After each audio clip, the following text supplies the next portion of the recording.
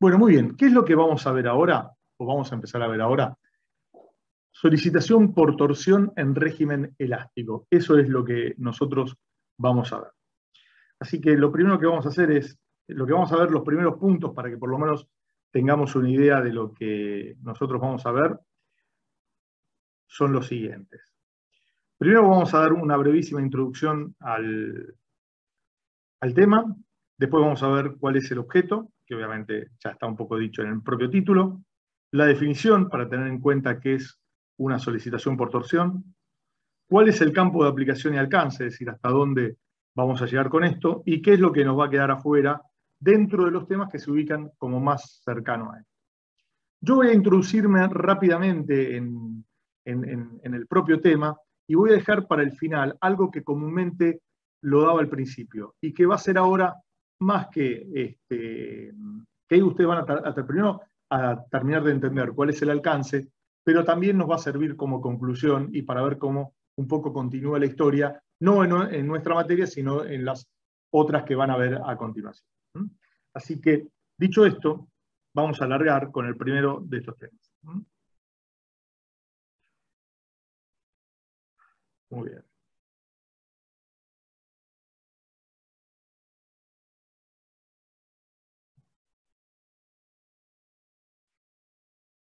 Bueno, muy bien. Lo primero entonces que les dije que nosotros vamos a ver en este tema es solicitación por torsión en régimen elástico. Y acá nosotros vamos a encontrar dos grandes particularidades respecto de lo que nosotros veníamos viendo antes. Fíjense, el primer aspecto que yo me gustaría destacar es que las dos solicitaciones anteriores que vimos eran solicitación axil y solicitación por flexión. En estas dos solicitaciones, las tensiones que se producían fundamentalmente en una sección cualquiera eran tensiones normales sigma.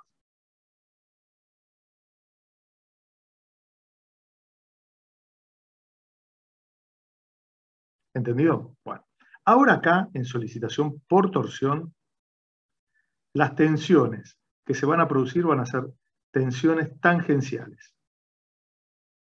Con lo cual, esta solicitación y la que viene, vamos a ponerlo en un azul, en un celeste porque todavía no lo vimos, y en la que viene, que va a ser flexión variable o flexión y corte, van a aparecer también tensiones tangenciales Tau.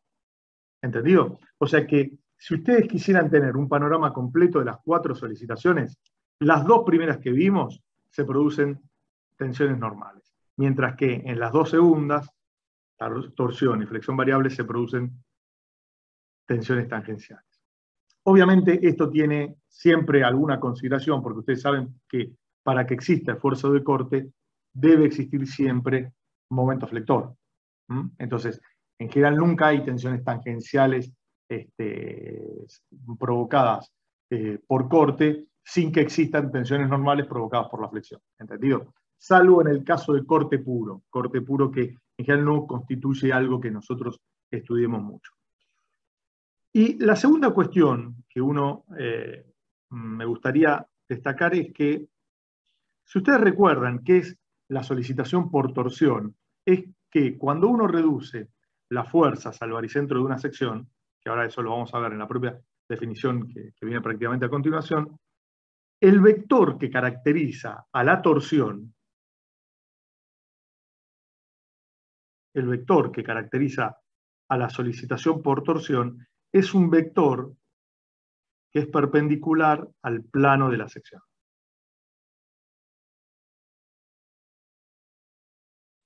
¿Entendido?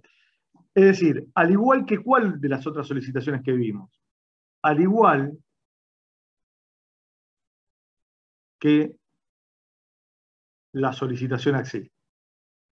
Con lo cual, fíjense que la herramienta matemática que caracteriza a ambas solicitaciones, la torsión y la solicitación axil, o la normal, están representadas por la misma herramienta matemática que es un vector perpendicular al plano de la sección.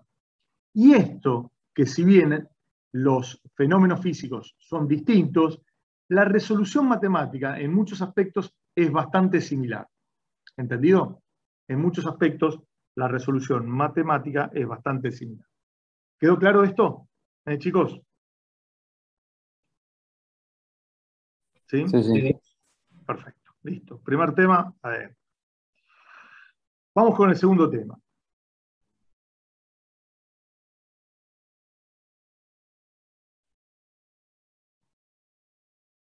Objeto.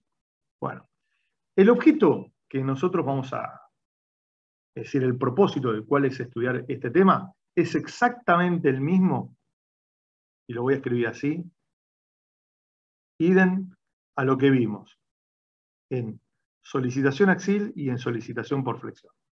¿Cuál es este? El de aprender a analizar y estudiar elementos estructurales o sistemas estructurales conformados por elementos que están solicitados exclusivamente a momentos torsores o a solicitación por torsión. ¿Entendido? Es eso fundamentalmente. ¿Y para qué? Bueno, para que nosotros podamos no solo saber fenomenológicamente, es decir, físicamente, qué es lo que le pasa a esos elementos estructurales y a la estructura toda, sino y para entender, para conocer las variables y parámetros que caracterizan a esa solicitación, sino también para aprender a dimensionar a esos elementos que están trabajando a torsión, o para verificarlos en caso de que esos elementos ya hayan sido construidos o diseñados y por algún motivo alguna de las cargas o causas terminan cambiando. ¿Entendido? Así que el objeto es lo mismo que antes, así que simplemente no lo escribo y lo menciono porque, bueno, además está en varias de los PowerPoint que ustedes que tienen de este tema. Hay uno que está por la mitad, pero la solicitación axil está bien completo y lo pueden sacar de ahí. Muy bien. Bueno, segundo tema.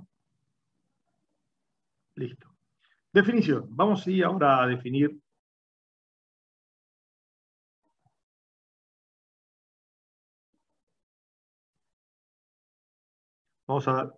ahora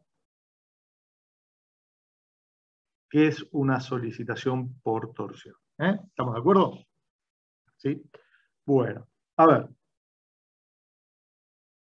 Primero, o sea, uno tenía, ¿se acuerdan? Nosotros teníamos un cuerpo cualquiera. Sobre ese cuerpo cualquiera, imaginemos que actuaban un conjunto de causas deformantes, también cualquiera, P sub I. Si yo hacía pasar un plano por algún lugar de este cuerpo, y lo dividía, un plano alfa cualquiera, lo dividía, acá me quedaban dos partes de este cuerpo. Me quedaba 1 y 2. ¿Sí? Cada uno con las carguitas que actuaban en cada parte.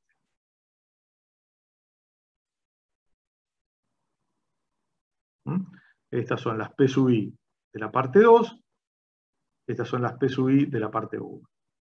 Esto es la parte 1 en la cual quedó dividido el cuerpo, y esta es la parte 2 en la cual quedó dividido el cuerpo. Entonces, si nosotros hacíamos pasar por el baricentro de la sección una terna de origen coordenado cartesiano, donde el origen coincidía con el baricentro de la sección. Teníamos los ejes X y Z, donde en general nosotros representábamos al eje X perpendicular al plano de la sección. Al reducir las fuerzas, ahí nos encontrábamos con que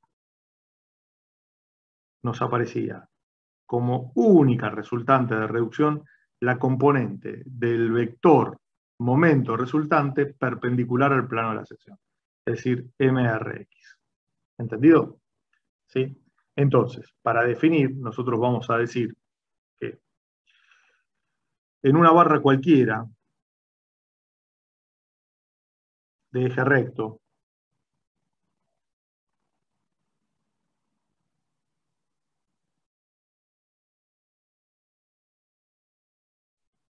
nosotros vamos a decir que la misma está solicitada a torsión cuando, al reducir las fuerzas al baricentro de la sección, nos encontramos con un vector momento que es perpendicular al plano de la sección.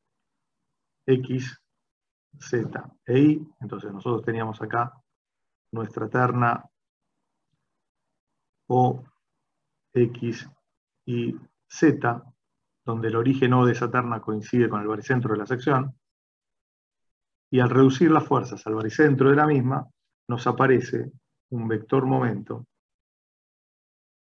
Yo lo hago al vector momento, como ustedes ya sabrán, con dos flechitas. El momento resultante de reducción, la componente X, a eso nosotros lo denominamos momento tensor. ¿Estamos de acuerdo? Y esto, en definitiva, ¿qué implica? Esto implica lo siguiente.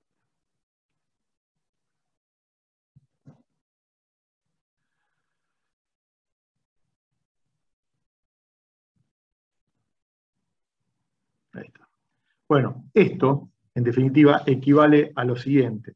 Equivale a que, voy a borrar esto simplemente para después lo vuelvo a escribir, a que, bueno, el vector, cuando yo tengo un vector que es perpendicular al plano de la sección, el par de fuerzas que genera ese vector se ubica en el propio plano de la sección. ¿Entendido? Así que estas serían las fuerzas P y menos P. O sea, el par de fuerzas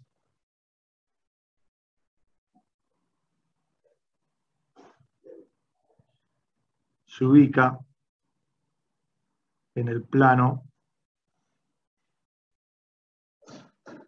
de la sección. El vector momento torsor es perpendicular al plano de la sección. Y el momento, obviamente, como uno lo hace, en general, es esto de aquí. Así que sería para nosotros nuestro momento torsor. Y ahora, donde me queda un lugarcito, escribo que el origen coincide con el baricentro. Muy bien. ¿Estamos de acuerdo, chicos? ¿Hasta acá? ¿Alguna duda? Algo que, por ahora, nada nuevo, simplemente todo conocido por ustedes. Bien. Dicho esto, listo con la definición. Bueno, muy bien. Bueno, a ver cómo estamos con esto. Voy a copiar esto. Así que, perfecto.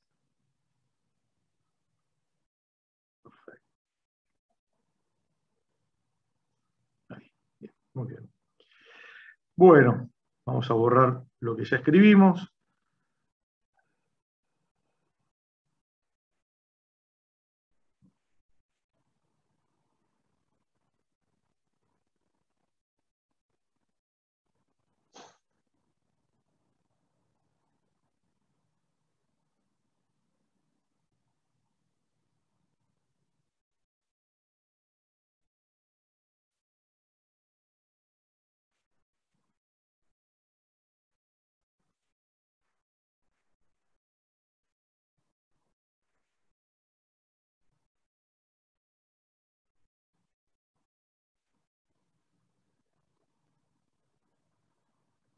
Así que, y ya largamos con los últimos dos temas. Bueno, vamos entonces ahora con el tercer punto, que era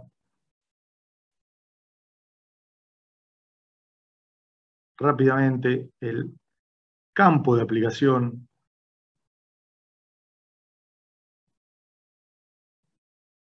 y el alcance que le vamos a dar nosotros a nuestro tema. Bueno, muy bien. A ver, primera cuestión. Desde el punto de vista de las estructuras con las que nosotros vamos a ver,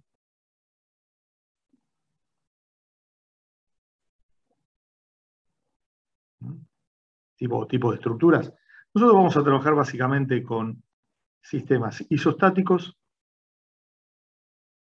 y con sistemas hiperestáticos, tal como lo venimos casi haciendo con casi todas las solicitaciones. Creo que en flexión no trabajamos hasta ahora con hiperestáticos, si mal no recuerdo, Y en flexión variable tampoco lo vamos a hacer, pero acá sí. Muy bien. Segundo aspecto. ¿Qué tipos de secciones transversales vamos a trabajar? Y acá vamos a detenerlos un minuto.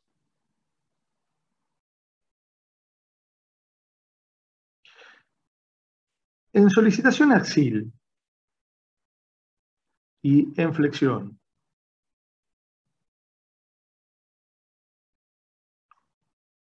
todo el desarrollo que nosotros realizamos fue siempre independiente de la sección transversal.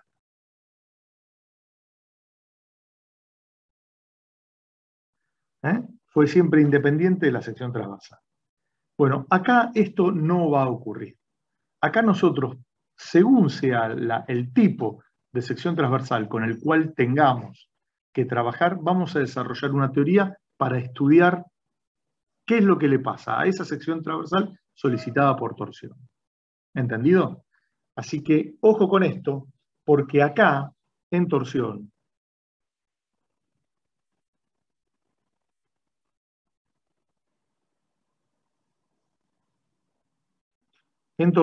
nosotros tenemos lo que se conoce como teorías ad hoc.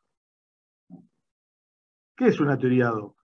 Son teorías que son desarrolladas para un tema o un grupo de temas en particular, no son teorías que son totalmente universales. ¿Entendido? ¿Sí? Son teorías desarrolladas para un tema en particular o para un grupo de temas. ¿Entendido? O sea, no son universales. Por lo tanto, en base a esto, nosotros vamos a ver, primero, la teoría de Coulomb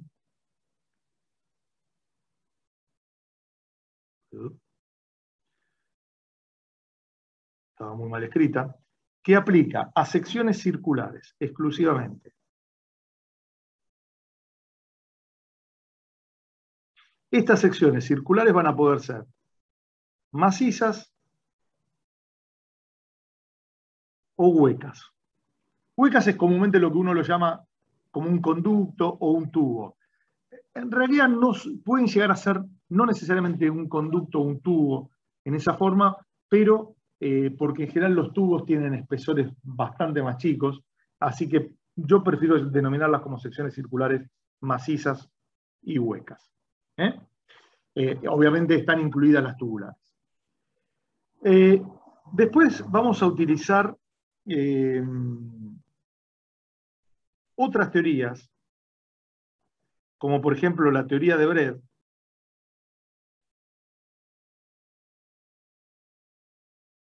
que aplica a secciones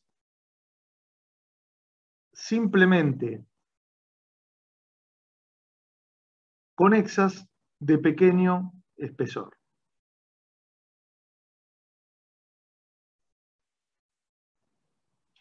Esto, básicamente, ¿qué es lo que queremos decir con esto? Secciones simplemente conexas de pequeño espesor, es lo que comúnmente conocemos como tubos. Usted me dirá, Luis, en vez de escribir 1, 2, 3, 4, 5, 6 palabras, ¿por qué no decís tubo directamente? Porque vamos a ver que hay otras secciones que no necesariamente son tubos, por más que guarden con este comportamiento. ¿Estamos de acuerdo? Y finalmente, vamos a ver la teoría de Brett, de San Benan, que va a aplicar en general, aplica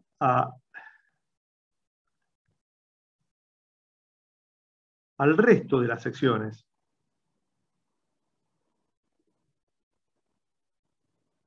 con limitaciones. Pero nosotros nos vamos a focalizar en secciones abiertas de paredes delgadas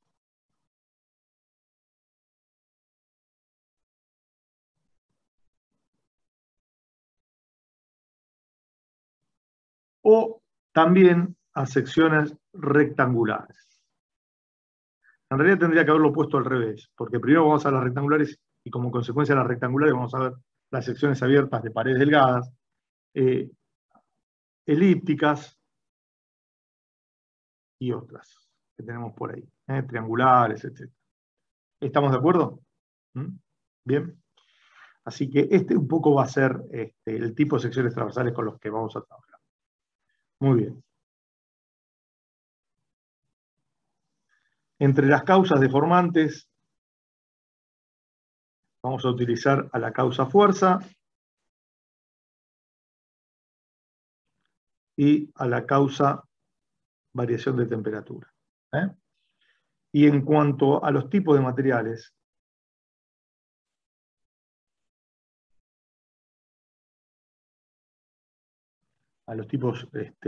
materiales, en general nosotros vamos a trabajar con, como venimos haciendo siempre, con materiales homogéneos, heterogéneos y o compuestos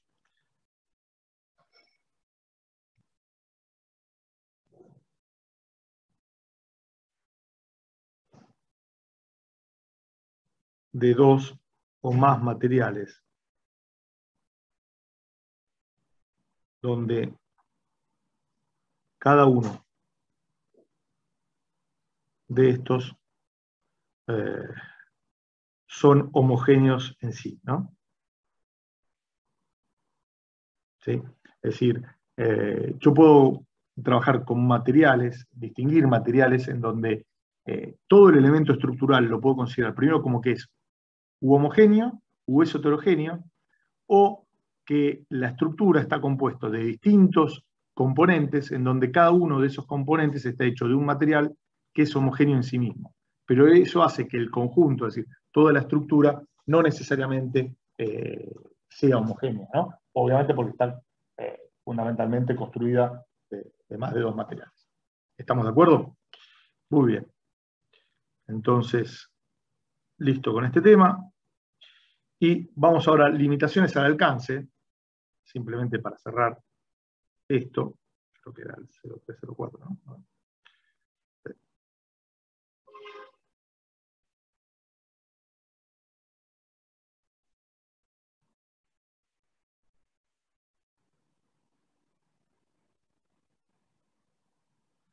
Limitaciones al alcance.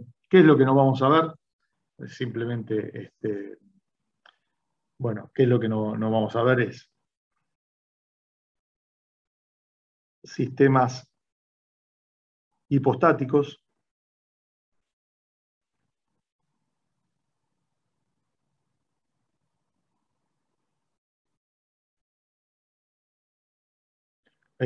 no vamos a utilizar como causa a la causa seguimiento de vínculo. No vamos a ver secciones tubulares, qué mal salió la letra, perdón. Tubulares múltiplemente conexas.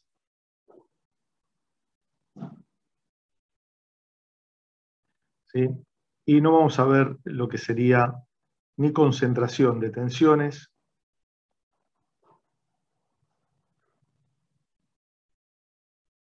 y tampoco vamos a ver la torsión no uniforme. Aunque en este caso, cuando terminemos de ver este tema, sí lo que vamos a hacer es, vamos a dar una explicación de lo que es la torsión no uniforme, y vamos a ver que todo lo que nosotros vimos se enmarca dentro de un tipo de torsión que se conoce como torsión uniforme. ¿Entendido? Torsión uniforme. Esa distinción entre uniforme y no uniforme sí la vamos a hacer al final del tratamiento del tema, porque vamos a dejar abierta la puerta para lo que ustedes después van a ver en otras materias, como por ejemplo en estructuras metálicas, donde ahí sí van a ver lo que sería la torsión no uniforme. Muy bien. Bueno, hasta acá, con esto, todo este primer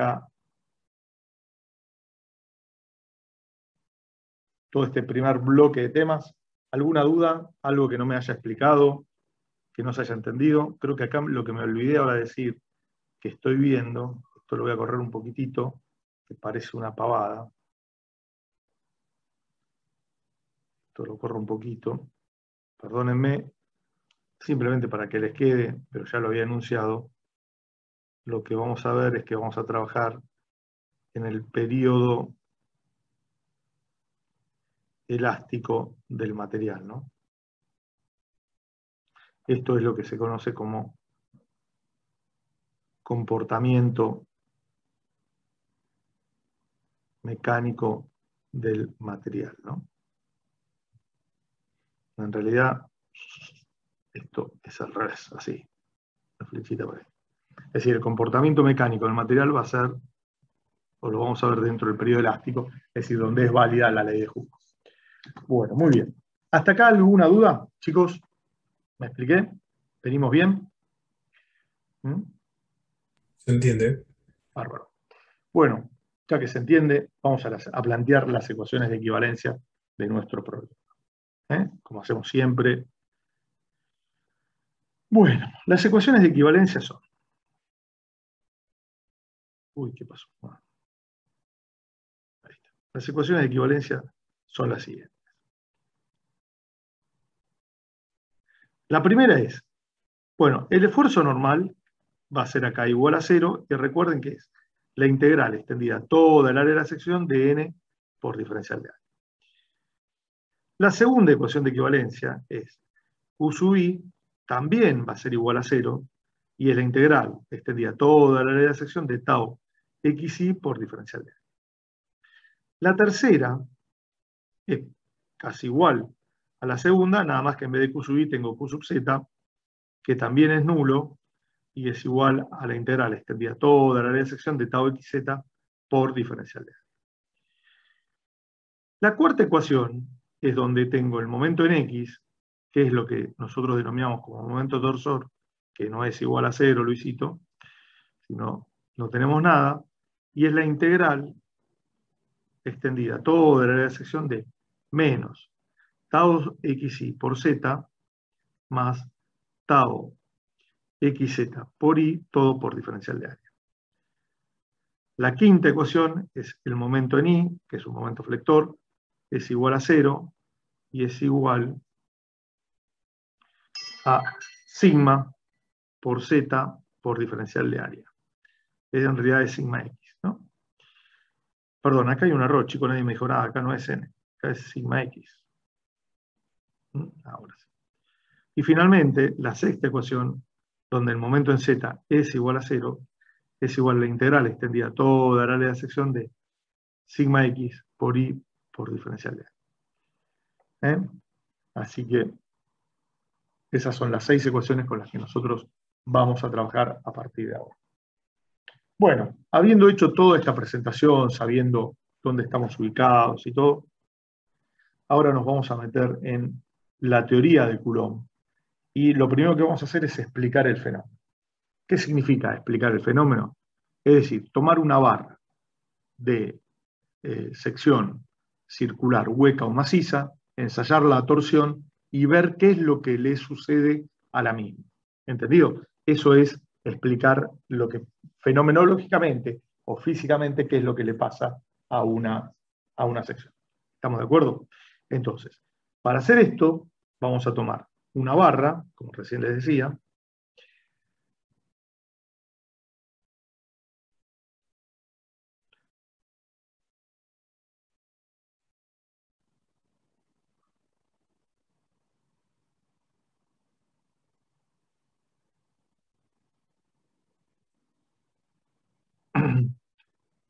de eje recto, eje X, ¿no? Entonces acá tenemos ¿Viste una pregunta? Dale. ¿Este Coulomb es el mismo el de la teoría de magnetismo y todo eso o es otro? ¿Sabes que no lo sé? Honestamente, si Coulomb es el mismo de la parte de la expresión del cálculo de la carga eléctrica y todo eso, me parece que sí, pero te lo averiguo. La verdad que este, me lo he preguntado, pero nunca me dediqué a buscarlo, pero busco. Yo supongo que sí, pero no te quiero decir algo, lo busco y te lo contesto la semana que viene, ¿te parece? ¿Eh? Dale, dale. No hay problema. Entonces tenemos una barra de eje recto,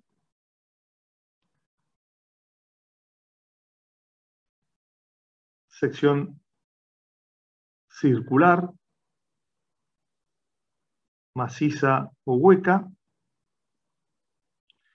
y que lo que vamos a hacer es armar una cuadrícula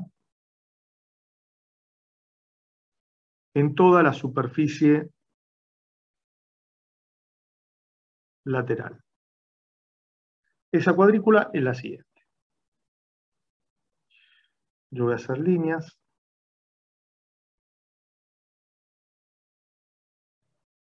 ¿Mm?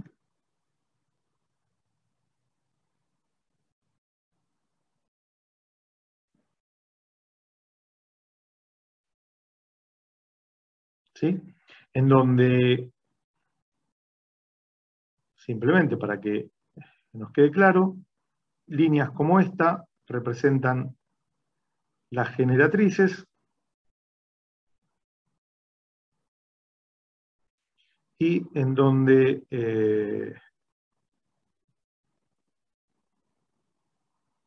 líneas como esta representan las secciones transversales.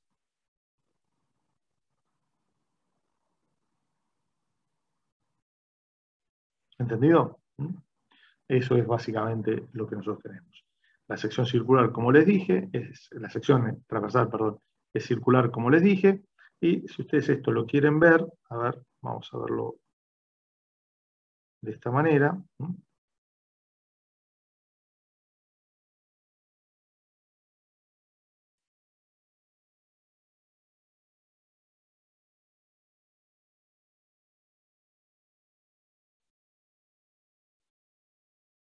¿Sí? Y las líneas a las que hacíamos referencia son estas de acá.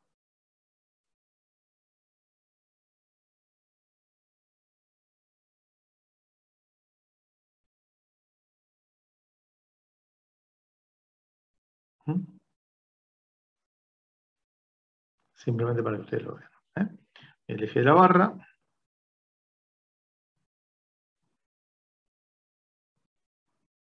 es este. ¿Mm? Este es el eje X.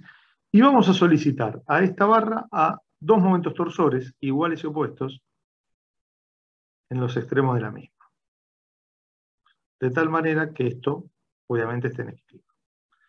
Mx igual Mt, Mx igual Mt. Entonces, solicitamos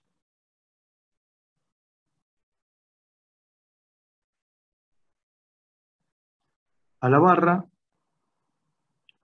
a dos momentos torsores iguales y opuestos.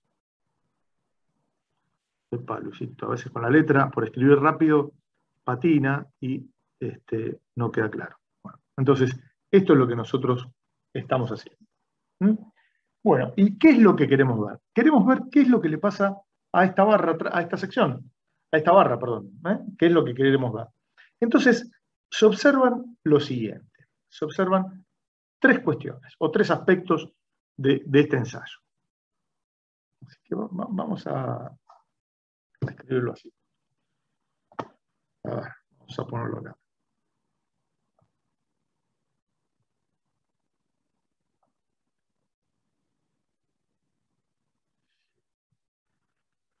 Entonces, vamos a escribir esto.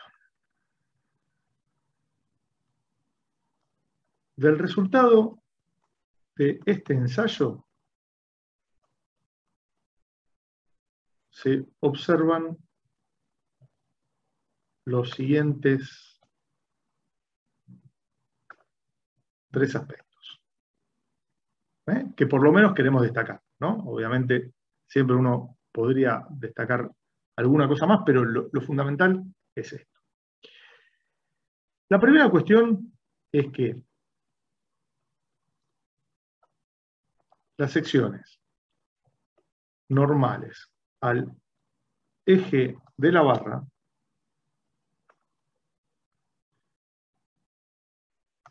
permanecen planas y paralelas. Y, ¿no?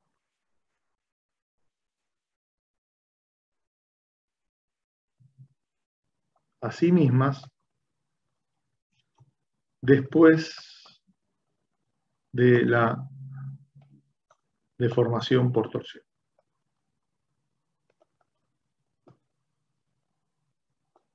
¿Sí? Así que esta es una observación experimental, de la cual uno no puede dudar porque uno toma una barra, la ensaya y esto lo observa fenomenológicamente o físicamente. Repite el ensayo para ver si eso no fue una casualidad y lo repite muchas veces y observa que esto se repite paulatinamente, no solo con un material, sino con varios materiales. ¿Sí? La segunda cuestión que se observa es que las secciones mantienen su forma luego de la deformación por torsión. ¿Eh? Y el tercer y último aspecto que se observa es que las secciones giran alrededor del eje de la barra, observándose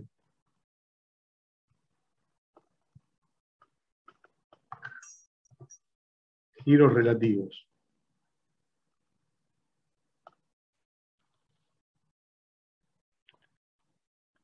de una sección respecto de las otras. O, dicho de otro modo,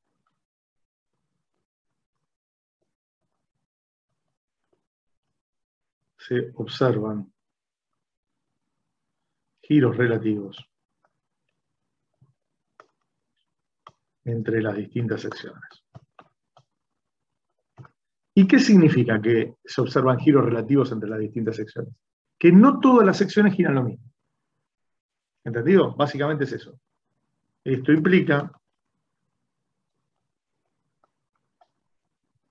que no todas las secciones giran lo mismo. ¿Quedó claro? Estas son las tres aspectos fundamentales que uno observa como consecuencia de haber realizado este ensayo. ¿Sí? Bueno, muy bien. A ver, creo que ahora voy a seguir. Ah, no, un poquito más. Que tengo un poquito más todavía para seguir escribiendo.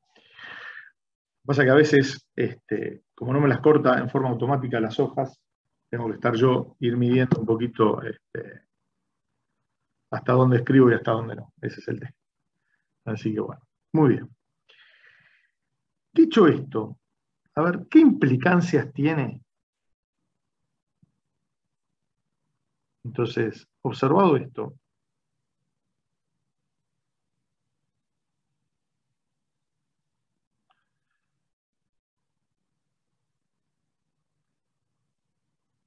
¿qué implica estas o qué implican estos aspectos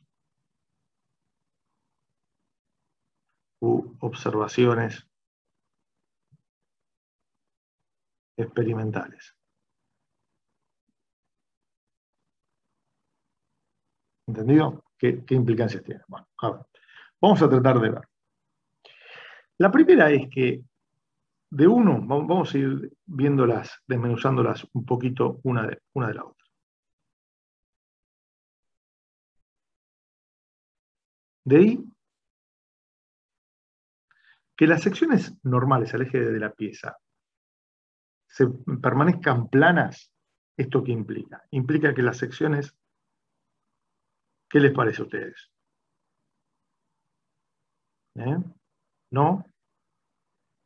No se deforma. No, exactamente, es eso. No se la vean, prácticamente decimos nosotros.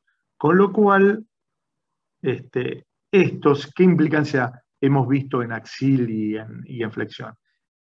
Que nos favorece cómo están relacionadas, o la función, mejor dicho, que relaciona las distintas deformaciones de los distintos puntos. ¿Entendido?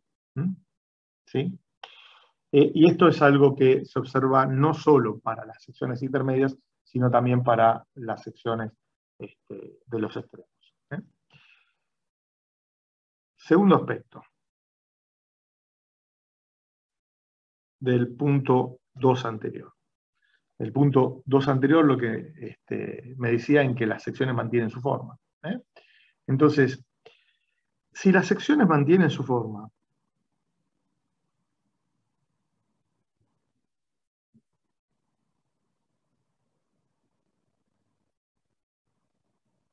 ¿esto qué implica? Implica que los círculos seguirán siendo círculos.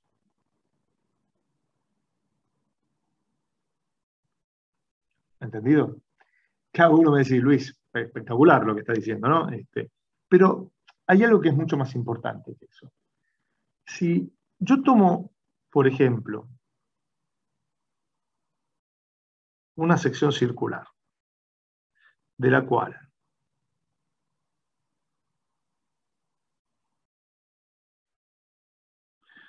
dibujo, por ejemplo, dibujo un segmento, y dibujo, por ejemplo, un ángulo, ¿sí? Alfa. Y después esto se torsiona. ¿Qué es lo que pasa?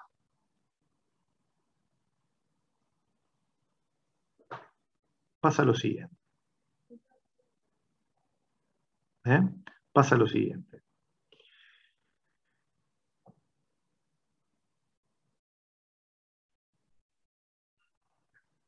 El segmento que originalmente estaba ahí, ahora, porque esto rota, pasará a estar a este lugar. Y el otro pasará a estar a este lugar. Pero, ¿no? Como consecuencia de la rotación. Estoy ahora poniéndolo en cualquier lugar. Pero lo importante es que si mantiene su forma, implica que los segmentos mantienen su longitud y los ángulos mantienen su abertura. Esta es la consecuencia de que las secciones mantienen su forma. ¿Entendido?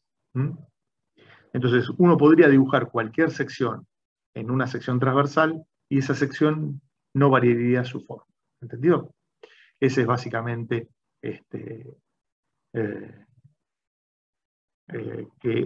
lo que pasa como consecuencia de esto. Y la tercera, que si ustedes recuerdan, dice que las secciones giran alrededor del eje de la barra y, ¿cómo se llama? Y se observan giros relativos de una sección respecto de las otras. Esto tiene como implicancia, creo que lo he hecho con este color,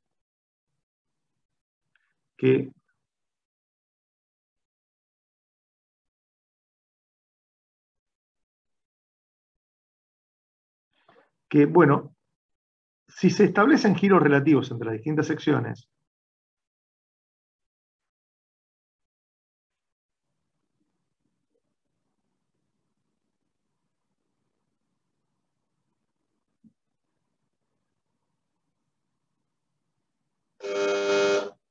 si se establecen giros relativos entre las secciones, perdón, ahí estamos. Las generatrices Un segundo, por favor, que me están tocando el timbre. Ah, bueno, no, está bien, ya está. Las generatrices se transforman en hélices de paso muy grande. ¿Entendido? ¿Sí? Bueno. Y como trabajamos con deformaciones muy pequeñas y con desplazamientos muy pequeños,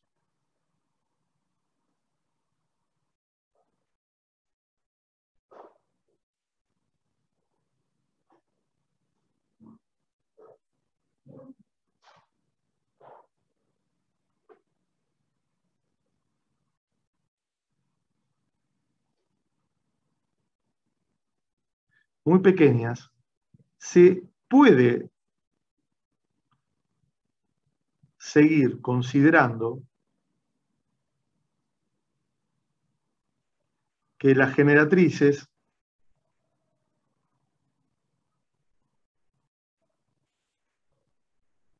siguen siendo rectas. ¿Entendido? Así que esa es algo importante, ¿no? Es decir, fíjense que acá yo estoy metiendo una hipótesis general que nosotros habíamos asumido, que íbamos a trabajar con pequeños desplazamientos y con pequeñas deformaciones. Así que, entonces las generatrices uno las puede seguir considerando como rectas. Y además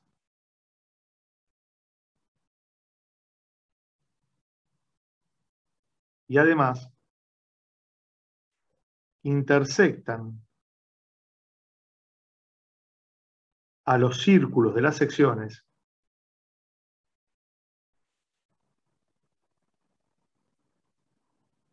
con el mismo ángulo.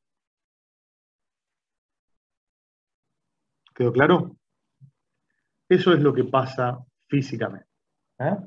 Esto es lo que pasa físicamente. Bueno, ¿me expliqué, chicos? Sí. ¿Sí? Bien. Ahora, una cuestión más.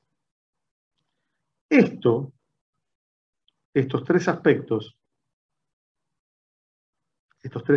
que yo les indiqué recién acá, como les decía, son aspectos que uno toma otra barra, lo ensaya y observa exactamente lo mismo. Y como esto se transforma en algo repetitivo, ¿qué es lo que en definitiva termina pasando? Termina pasando lo siguiente, que alguien los tomó como hipótesis de estudio y de trabajo cuando iba a ensayar una barra, para después transformarse en lo que se conocen como las hipótesis de Coulomb, que en definitiva fue quien primero las propuso como observación. ¿Sí? Bueno, ¿hasta acá alguna duda? ¿Algo que no me haya entendido, no me haya explicado? Que yo no me haya entendido también, como iba a decir recién, ¿no? Bueno, bien, hasta acá, ¿venimos bien? Bueno, muy bien. Vamos entonces ahora ya, después de haber explicado todo esto, ya un poquito a la parte más, bueno, esto pensé que lo iba a necesitar, al final no, así que ahora después lo borro. Vamos acá con el siguiente tema, que sería expresiones y variables. Vamos a desarrollar esto. ¿Entendido? Sí. ¿Alguna duda, chicos? ¿Seguro? Sigo, ¿eh? Si ustedes me dicen que No, estamos bien, todo seguimos. bien. Bueno, muy bien. Entonces, a ver, lo primero que vamos a hacer es tomar las ecuaciones de equivalencia y trabajar con ellas. Entonces, lo que voy a hacer ahora, a continuación, es trabajar con la primera, la quinta y la sexta ecuaciones de equivalencia.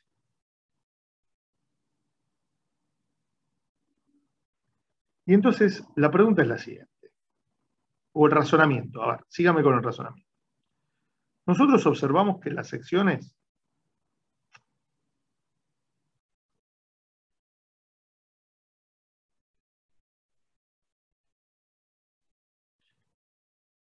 se mantienen planas. ¿Estamos de acuerdo? Para que las secciones se mantengan planas, esto implica que la sección no se alavea.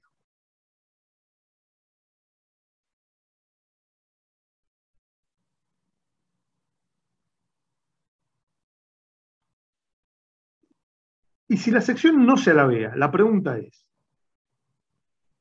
las fibras que llegan obviamente a esa sección, ¿mantienen su longitud?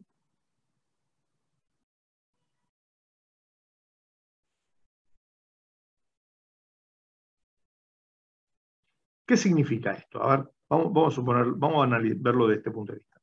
Imaginemos que yo tengo una sección que empieza acá, ¿sí? Y tomo hasta este punto una sección cualquiera bajo estudio. Esto es el eje X, esto es el eje Z, esta es la sección bajo estudio, que se ubica a una distancia X asterisco del origen de coordenadas. Bueno, muy bien. Yo le voy a aplicar acá dos momentos torsores. Tengo esto de acá y tengo esto de acá. Esto está todo en equilibrio. Ahora, si yo ahora hago un zoom de esto, la sección se mantiene plana, por lo tanto no se alavea. Si esa sección se alaveara, ¿qué es lo que pasaría? Y pasaría algo como esto.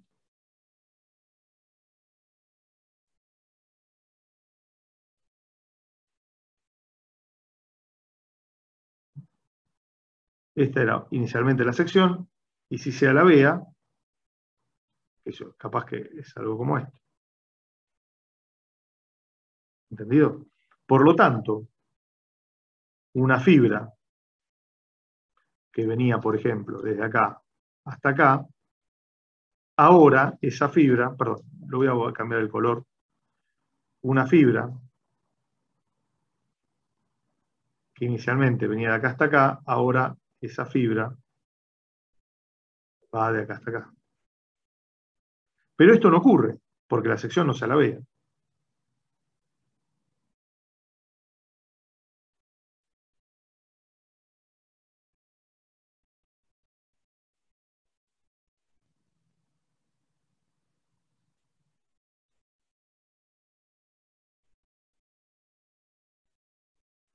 Porque la sección no se alavea. Ahora, si la sección no se alavea, ¿qué es lo que puede estar pasando?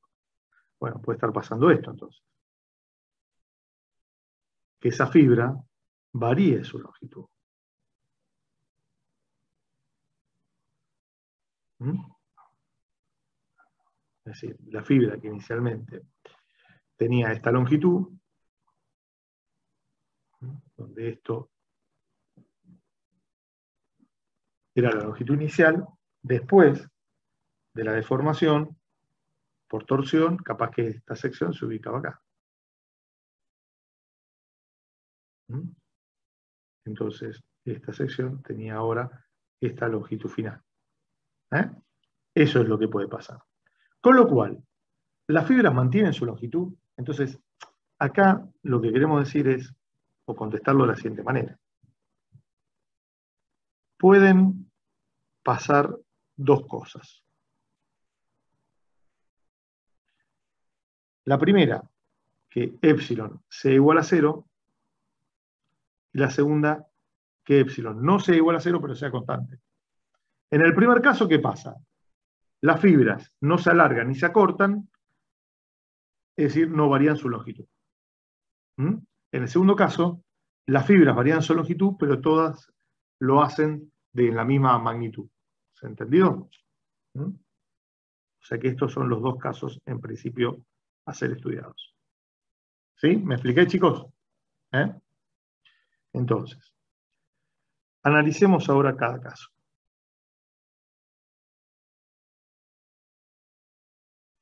El primer caso. Si epsilon es igual a 0 y aplico la ley de Hooke, yo voy a tener que las tensiones sigma x son iguales a E por epsilon x. Por lo tanto, la conclusión es que sigma x es igual a 0. ¿Entendido? Entonces, si ustedes recuerdan, que como eran la primera, la quinta y la sexta ecuación, que era igual que 0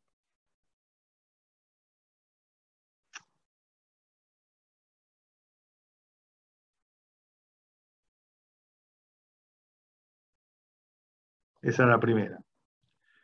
La segunda era que sigma x por y por diferencial de área. Y la tercera,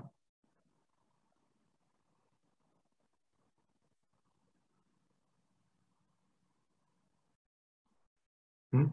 Como esto es igual a 0, esto es igual a 0, y esto es igual a 0, la primera, quinta y sexta se satisfacen sin ningún problema. ¿Entendido? ¿Sí?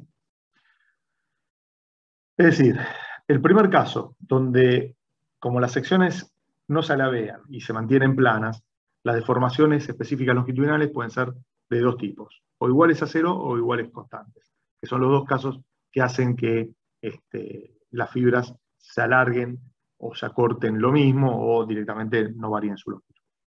Entonces, metiendo la ley de Hooke, si epsilon x es igual a 0, bueno, llegamos a que las tensiones normales son nulas, y por lo tanto, si las tensiones normales son nulas, se verifican la primera, quinta y sexta de las ecuaciones equivalentes. La segunda posibilidad es que epsilon x sea constante. Con lo cual, si yo aplico Hooke, voy a tener que sigma x es igual a e por epsilon x que sea igual a constante. Con lo cual, ¿qué pasa si epsilon x es constante? De la primera ecuación surge lo siguiente. N es igual a 0 igual a la integral extendida toda la sección de sigma x por diferencial de área. Con lo cual, esto me queda que sigma x es igual a la integral por diferencial de área. Pero esto lo puedo cancelar, porque sigma x lo puedo anular. Por lo tanto, ¿y qué pasa con esta expresión? Bueno, esto no es posible, porque justamente yo estoy poniendo una barra que tiene una longitud determinada, tiene una sección transversal, y que esa sección transversal tiene dimensiones finitas. Por lo tanto, esto es incongruente.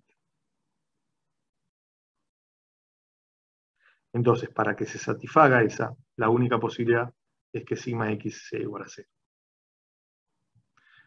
Conclusión. En una solicitación por torsión, mediante la aplicación de la teoría de Coulomb, las tensiones normales son nulas. ¿Entendido?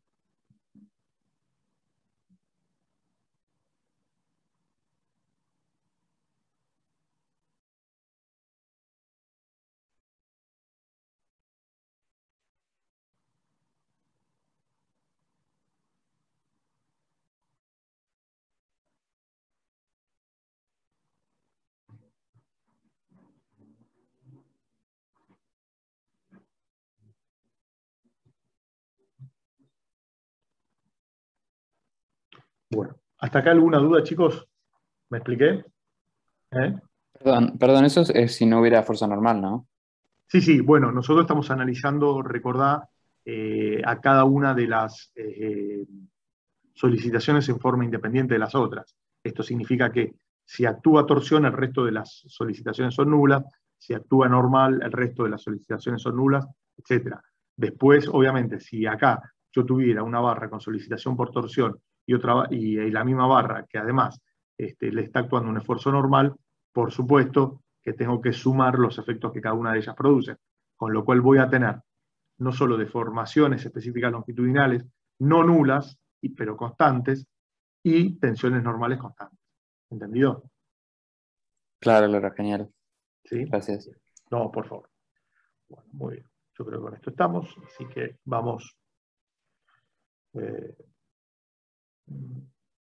copiarlo.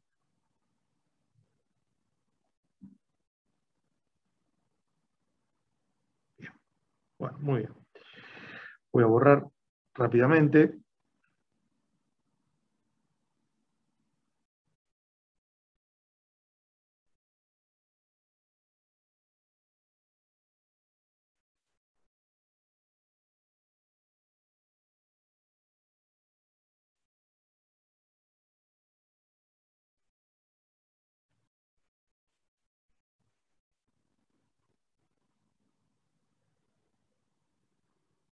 Yo lo que sí, un poquito para adelantarles, seguimos un poquito más y 11:30, 11:35, hacemos un descansito de 12, 15 minutos y retomamos hasta el final y terminaremos 1:10. Se lo iba a decir al principio, pero así por lo menos estamos casi 3 horas netas de clase. ¿Les parece?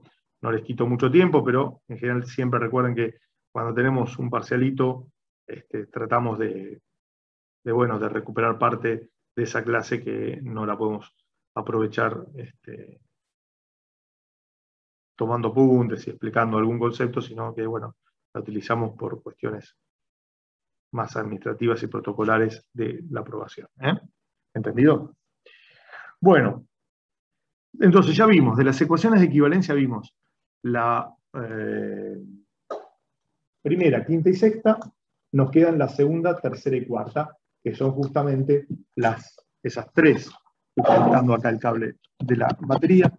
Son aquellas justamente para las cuales intervienen las tensiones tangenciales. Entonces, con las que voy a trabajar ahora, van a ser básicamente con la segunda y tercera ecuación de equivalencia.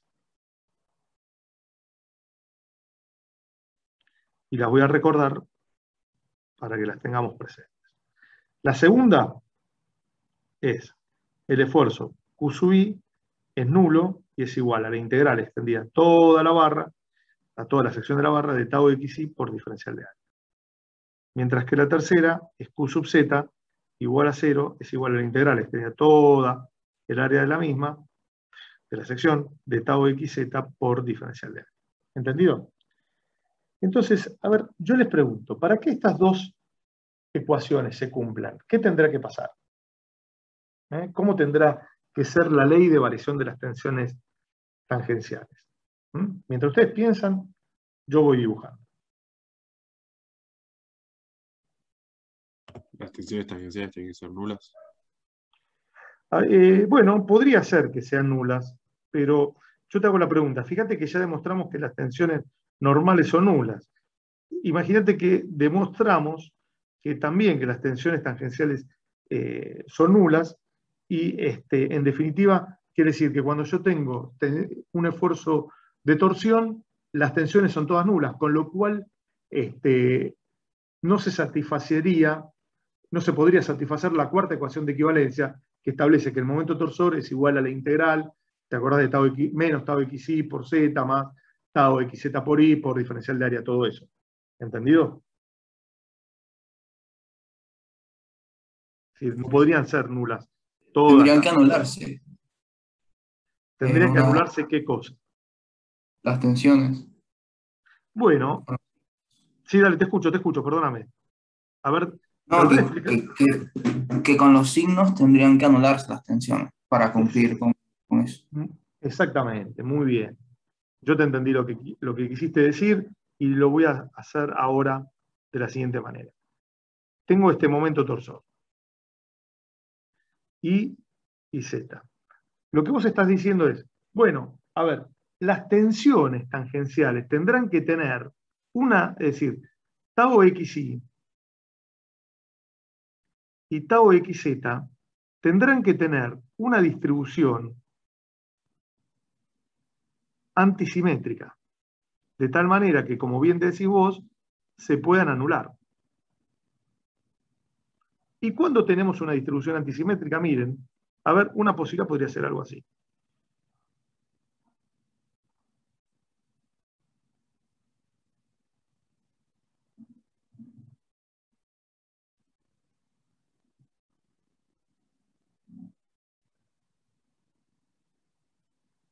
¿Sí?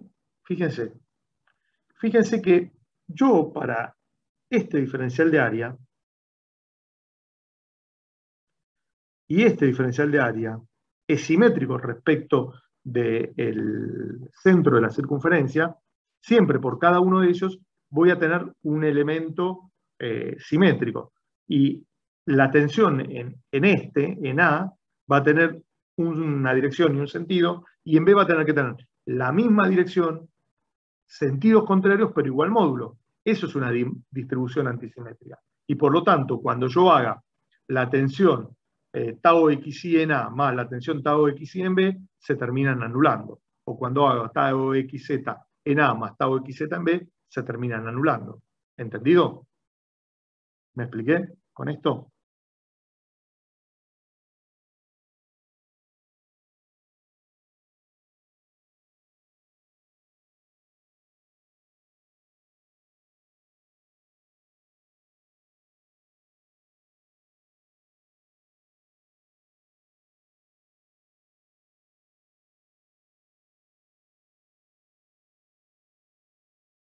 ¿Mm?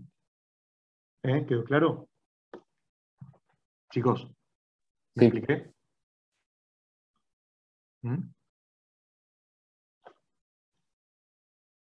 ¿Sí? Sí, profesor, sí, sí. Bien. Bueno. Ahora, la pregunta es, ¿por qué pasa por el centro?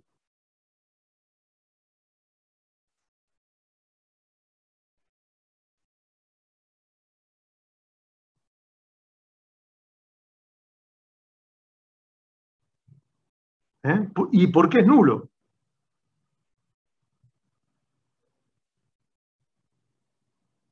Son nulas las tensiones, mejor dicho.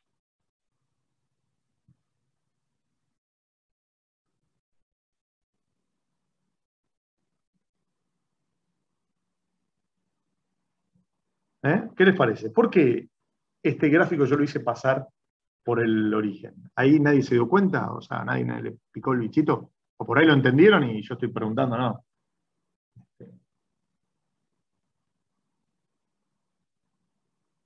¿Qué les parece?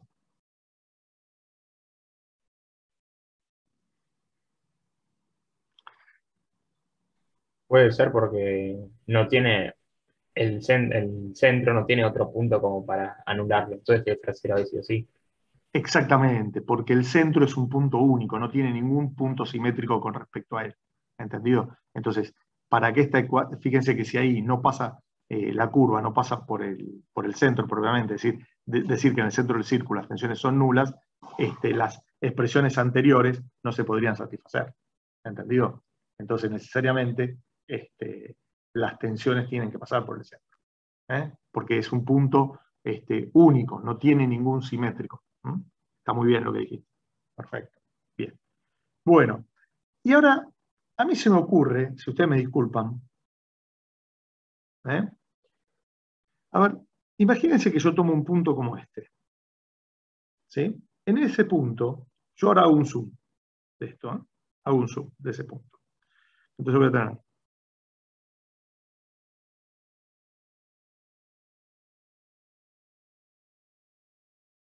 Fíjense, si ese punto tiene esta tensión tangencial, quiere decir que voy a tener esta tensión y esta tensión de acá, donde esta es tau xz y esta es tau xy. ¿Estamos de acuerdo? Chicos, esto visto de la sección. Ahora, imagínense que esto yo lo miro así. Es decir, hago una vista lateral de la barra. Y al hacer una vista lateral de la barra, me encuentro con esto.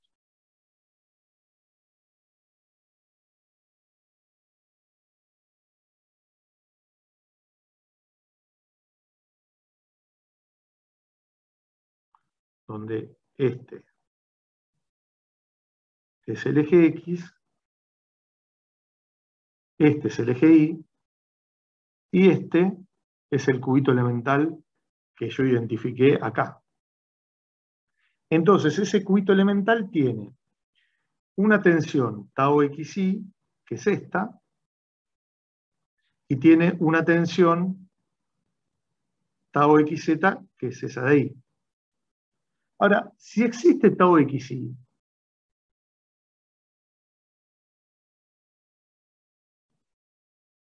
por el teorema de Cauchy,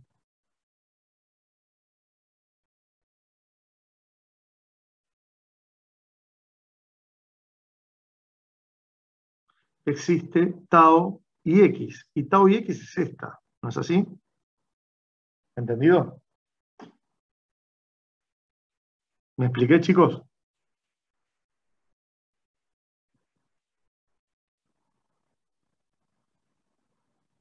¿Eh? Esta es tau y x. ¿Estamos de acuerdo? ¿Mm? Sí. Bien. Ahora, la pregunta es, tau y x, ¿dónde yace o dónde se ubica?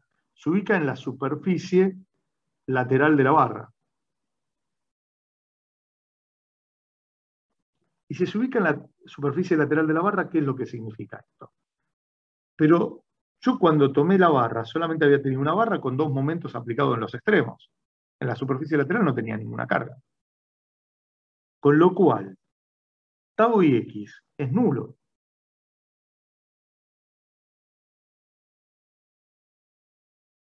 Es nula porque no existen cargas en la superficie lateral de la barra. Entonces, si tau y x es igual a 0, por Cauchy, tau xy también es igual a 0. ¿Entendido? Con lo cual, fíjense que de estas dos tensiones, tau xz y tau xy, la única que es distinta de 0 es tau xz. ¿Entendido? Y tau xy es nula. Pero, ¿qué pasa si yo ahora tomo este puntito de acá? Porque esto en definitiva, o este de acá, esto en definitiva tendría, según esto, también esta distribución de tensiones, ¿no?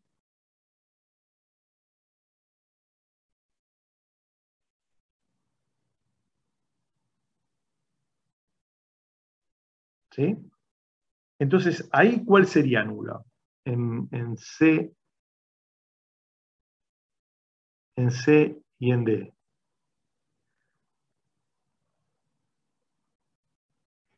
Y Z. Tau xz nula. Claro, en C y en D es al revés. Tau xz, en realidad es así. Tau zx es igual a 0 y por lo tanto tau xz también es igual a 0. Y la única que queda es que tau xy, qué mal que me salió la letra, perdónenme, de apurarme, tau xy es distinto de 0. Y si yo tomara un eje como este, un diámetro como este, en realidad, ¿qué es lo que pasaría? Las únicas tensiones que serían no nulas serían las que son perpendiculares al radio o al diámetro, mientras las que están en la dirección del radio o del diámetro serían cero. Es decir, para resumir,